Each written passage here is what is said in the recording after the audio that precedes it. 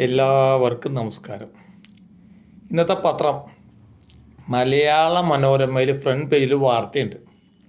വൈദ്യുതി വാങ്ങിയില്ലെങ്കിൽ load shedding ഏർപ്പെടുത്തേണ്ടി വരും. ഇപ്പോൾ KEB പറഞ്ഞത്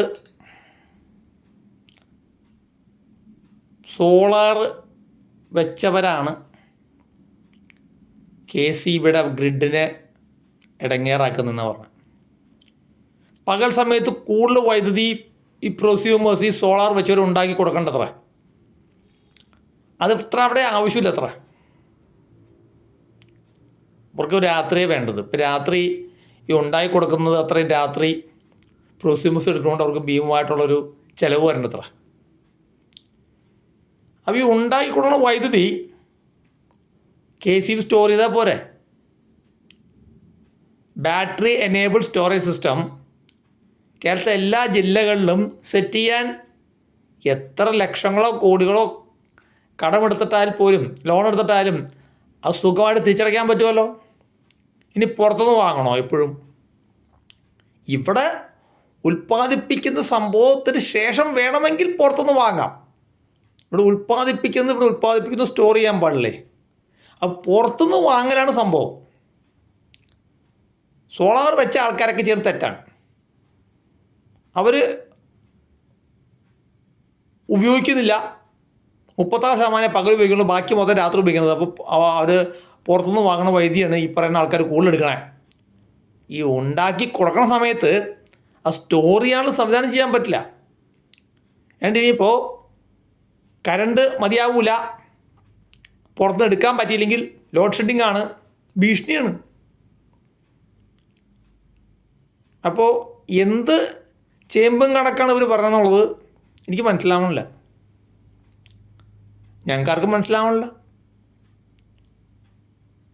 അപ്പോൾ നമുക്ക് ഈ സോളാറും വെച്ചിട്ട് ഇപ്പോൾ സോളാർ വാങ്ങി വെച്ചവരുടെ കഥയെ പറഞ്ഞേ. ഇത്രയും കാലം ഓൺ ഗ്രിഡ് മേടിച്ച് വെച്ചവരുടെ കഥയെ പറയാൻ പോണേ. അവർ മേടിച്ച് വെച്ചെന്തിനാ? സോളാർ വെച്ച് അവർക്ക് വരുന്ന ബില്ല് കുറയ്ക്കാനാണ്. ബാക്കിയുള്ള ഉണ്ടാക്കി കൊടുത്തത് അവർക്ക് അവിടെ നിന്ന് എടുക്കാനാണ്. അപ്പോൾ സോളാർ മേടിച്ച് വയ്ക്കുകയും ചെയ്യും, പകൽ സമയത്ത് മൊത്തം ഇത് കറണ്ട് ഉണ്ടാക്കുകയും ചെയ്യും. എന്നാൽ രാത്രി എടുക്കാനായിട്ട് ഇനി കറണ്ട് ഇല്ല, ഉണ്ടാവണമെങ്കിൽ പുറത്തുനിന്ന് വാങ്ങണം, ഇല്ലെങ്കിൽ ലോഡ് ഷെഡിങ് വരും. അപ്പോൾ ചുരുക്കം പറഞ്ഞാൽ വൈകുന്നേരം 6 തൊട്ട് രാത്രി 10 വരെ, അതാണ് പീക്ക് അവർ. ആ സമയത്ത് എപ്പോൾ വേണമെങ്കിലും ഇവർ ലോഡ് ഷെഡിങ് അവിടെ ഏർപ്പെടുത്തും, കറണ്ട് കട്ടേ. അപ്പോൾ എല്ലാം ശരിയാകുമല്ലോ. ഇത് എന്താ പറയുക, ഇവിടെ ഏതെങ്കിലും രീതിയിലൊക്കെ സാമ്പത്തികം ഇൻവെസ്റ്റ് ചെയ്യാൻ പറ്റുന്ന ആൾക്കാർ പോലും പിന്നെ ഇവിടെ ഇൻവെസ്റ്റ് ചെയ്യില്ല. ഒരു ഇൻഡസ്ട്രിയെ മൊത്തം തകർക്കുന്ന ഒരു വിഷയം വേറെ.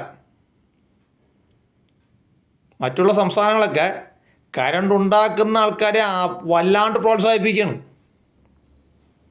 ഇവിടെ കറണ്ട് ഉണ്ടാക്കി കൊടുക്കുന്നത് ഓവറാവുന്നു, ഗ്രിഡിന് സ്റ്റേബിൾ അല്ല, ഗ്രിഡിന് സ്റ്റെബിലിറ്റി ഇല്ല. അതിൻ്റെ അർത്ഥം വെച്ചാൽ അവരുടെ കുഴപ്പമാണ്, KEBയുടെ കുഴപ്പമല്ലാണ്ട് ഈ പറയുന്ന പ്രൊസ്യൂമേഴ്സിൻ്റെ കുഴപ്പമല്ല, ഈ പറയുന്ന ഇൻസ്റ്റാളേഴ്സിൻ്റെ കുഴപ്പമല്ല, അല്ലാതെ സാധാരണ പൊതുജനത്തിൻ്റെ കുഴപ്പമല്ല.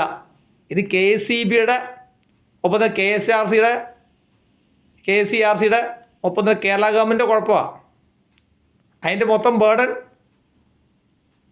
തരുന്ന യൂണിറ്റിന് അമിത കാശും കൊടുക്കണം, എന്നാൽ കറണ്ട് തരാണ്ടില്ലാനും എന്നാണ് പറയണത്.